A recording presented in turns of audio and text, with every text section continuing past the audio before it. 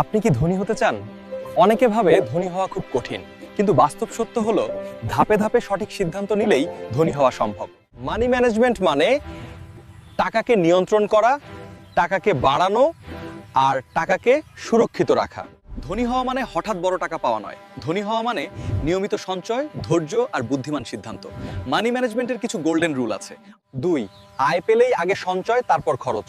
3, সঞ্চয়কে বিনিয়োগে রূপ দিন। 4, আয় বাড়লেও খরচ হঠাৎ বাড়াবেন না। বাস্তব পথটা খুব পরিষ্কার। সঞ্চয়ের টাকা দিয়ে স্বর্ণ কিনুন। স্বর্ণ নিরাপদ ও ঝুঁকি কম, এবং সেই টাকায় জমি কিনুন। ঠিক তখনই সঞ্চয় বিনিয়োগে রূপ নেয়, আর সেখান থেকেই শুরু হয় সম্পদ গড়ার যাত্রা। মনে রাখবেন, বেতন বড় হলেই আপনি ধনী নন। চাকরি ছাড়ার পরও যদি নিজের সঞ্চয় চলতে পারেন, তাহলেই আপনি ধনী হওয়ার পথে। ধন আসে না হঠাৎ, ধন আসে সঞ্চয় থেকে, ধৈর্য থেকে আর সঠিক বিনিয়োগ থেকে। আজ অল্প সঞ্চয়, আগামীকাল বড় নিরাপত্তা।